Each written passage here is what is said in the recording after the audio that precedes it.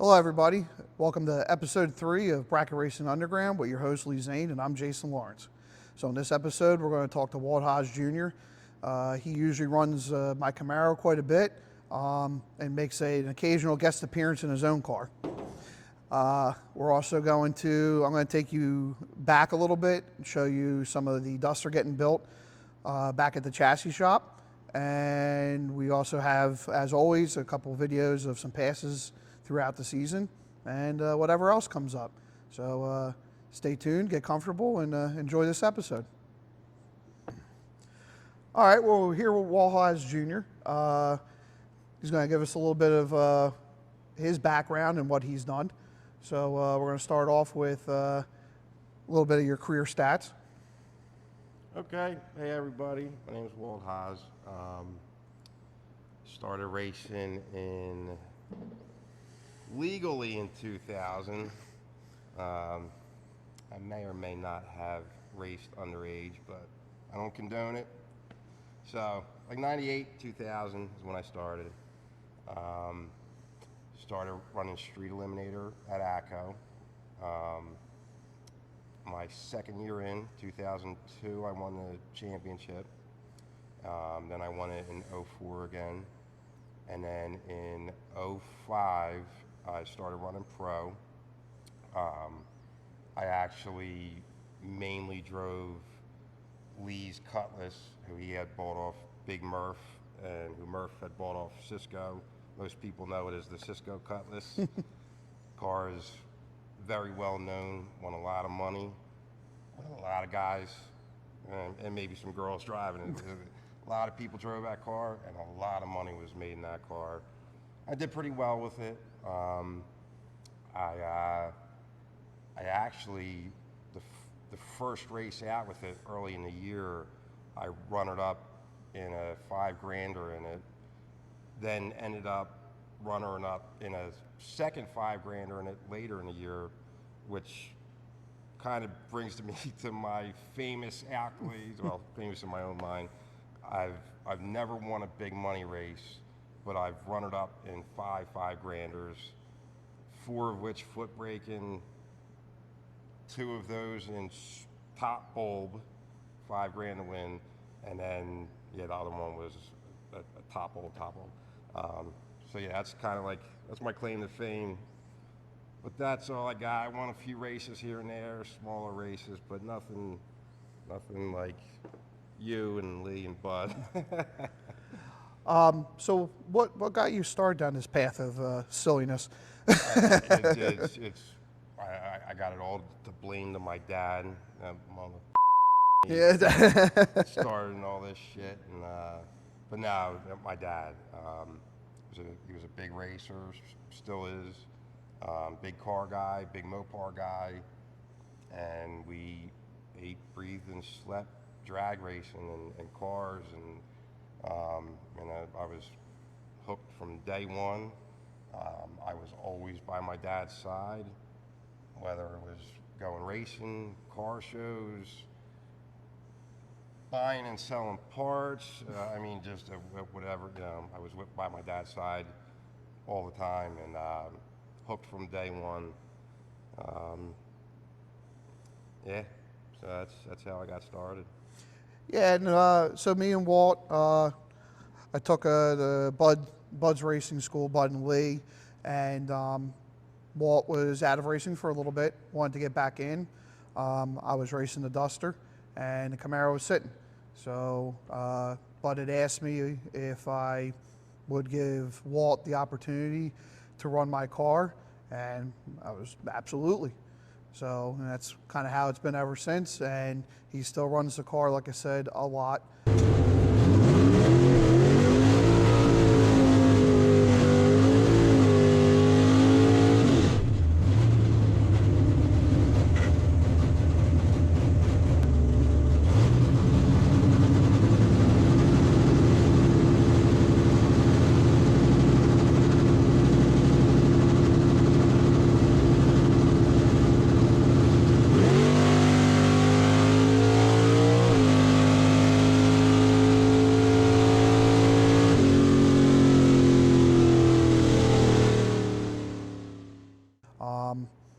You know, he's our in-house Mopar expert.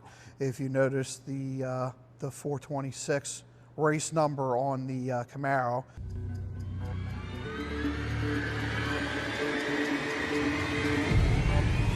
Oh shit!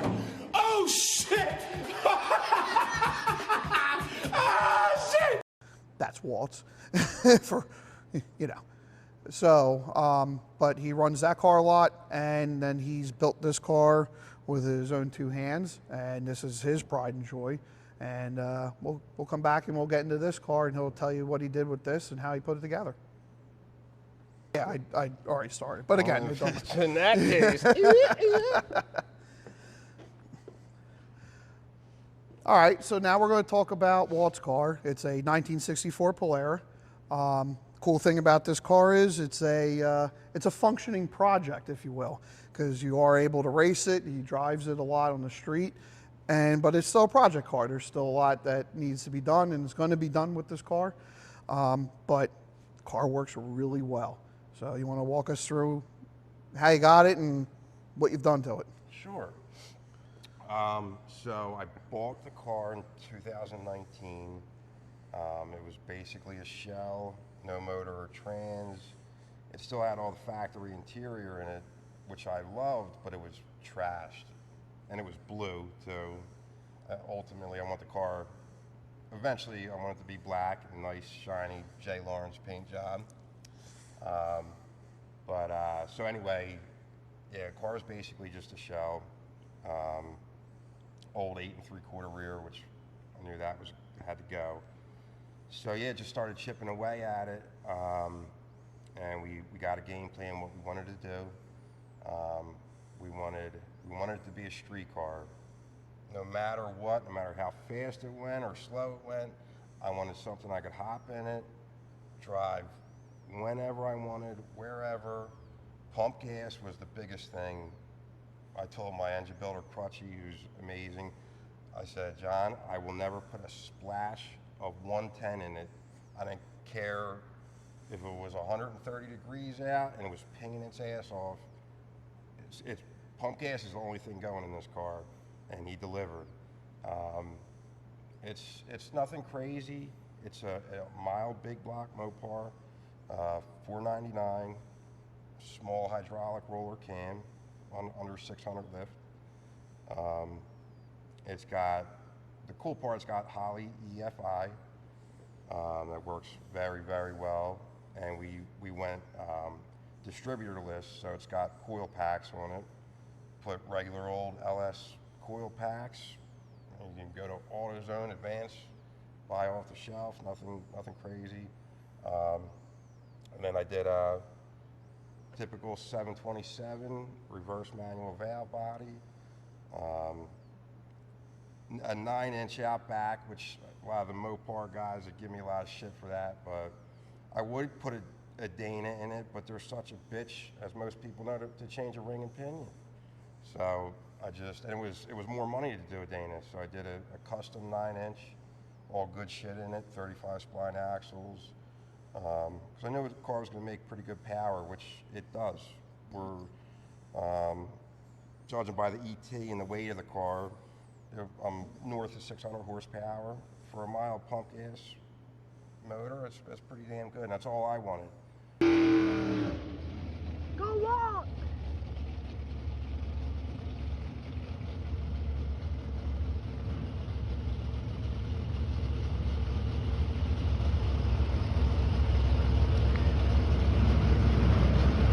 We're staging right now. Lights. Going up.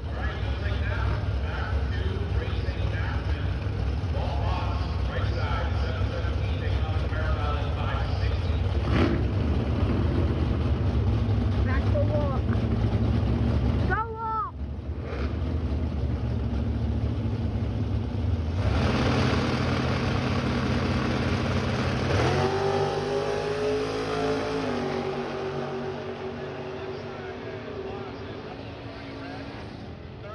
Dang it! And yeah, speaking of the weight and the time, it weighed 3930 with me in it, And I went 1090 at 121 or 22 at Cecil, which I was so ecstatic about. You know, I have a 10-second car that I can get in and drive anytime. And Jay can attest, and everybody who's driven it and rode in it, the thing is so mild and so quiet. It feels like a 13, 14-second car. And when you get on it, it's a story. She runs pretty good. So yeah, anyway, that's where I've had the car running for a few years now, and I've been having a lot of fun with it. And yeah, it's been great. Yeah. Only race car I think I've ever drove to dinner the night before a race. So we were at Maple Grove this past year and for Door Wars, and we were all going out to dinner, and Walt asked me, he goes, "Hey, you want to drive the car?" I'm like, "To dinner?" Yeah. So we drove the car through the mountains of Maple Grove, Reading area, and drove it back, and then the next day he's racing it on track and going rounds and got himself down to, what was it, the quarterfinals on the last day? Yeah, Sunday down to the quarters. Yeah. Six of us left. And until this time, or until that time next year, he is the big show Walt Haas. Big show, Walt Haas, baby. Also occasional lead singer of ZZ Top. So, but yeah, this is his car. It is a cool car. It has a really mean, aggressive look to it. And like he said, it's quiet, but you step on the gas though, boy, she wakes up. So, all right, that's talking to Walt, and that's his car, and enjoy the rest of the episode.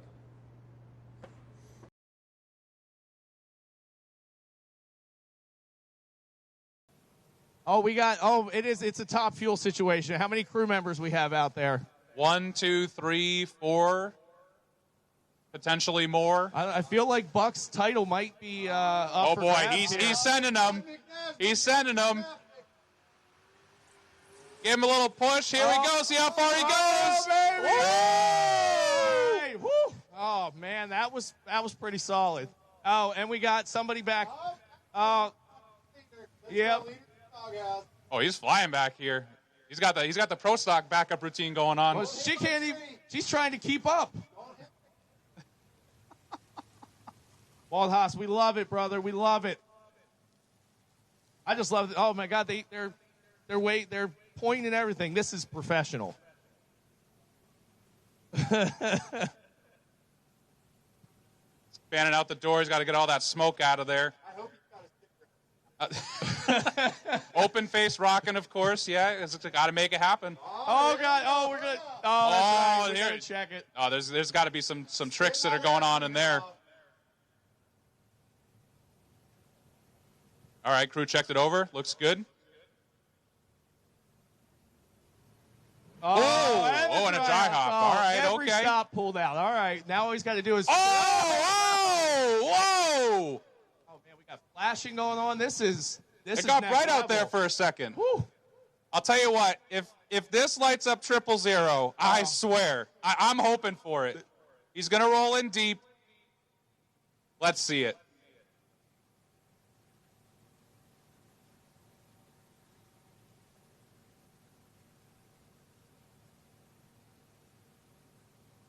Oh, so close. Oh, we wanted it. We wanted to give it away on that. I'll tell you what, though. I got the hazards on, putting on a little show. Or maybe that's just the brake lights. I don't know. So I'm going to take you back, April 2021 is when the car caught on fire. And then I'm going to show you the start of the rebuild process at the chassis shop and show you some of the things that make this car unique and will make this car a little different.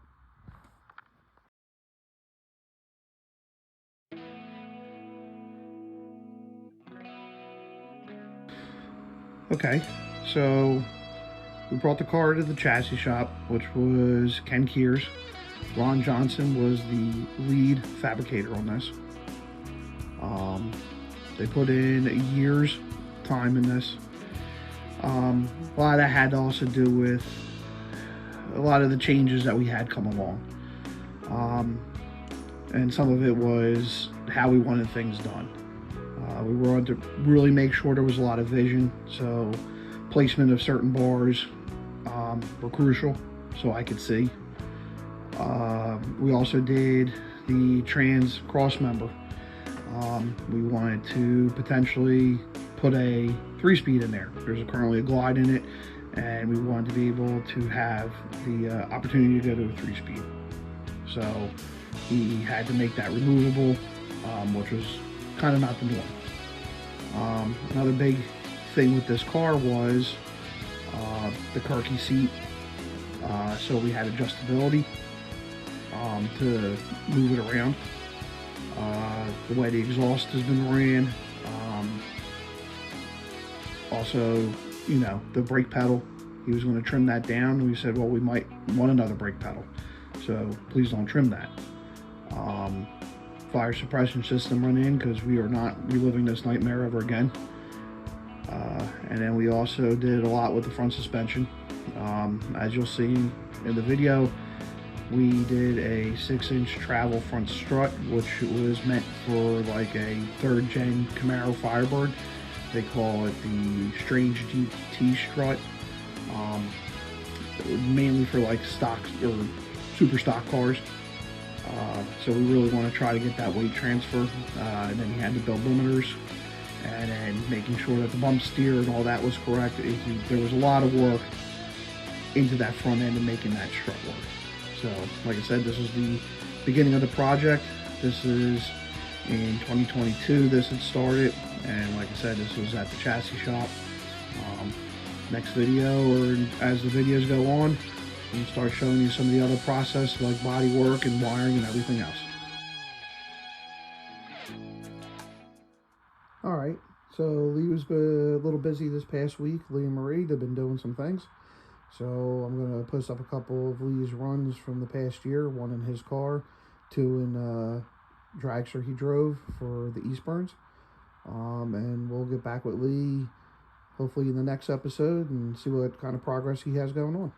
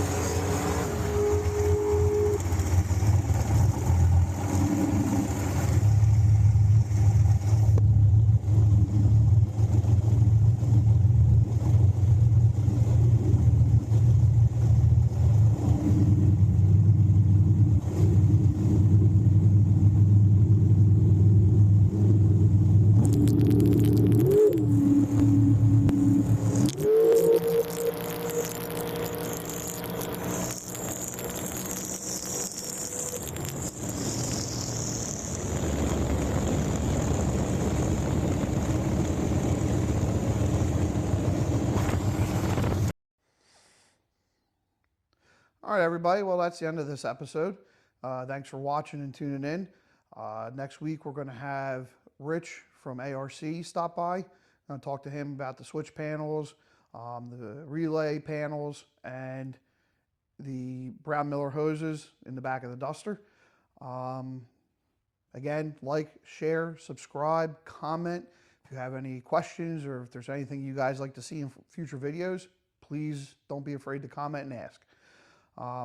Hopefully everybody has or had a good Thanksgiving, and happy Thanksgiving from me, Lee, and everybody else at Bracket Racing Underground.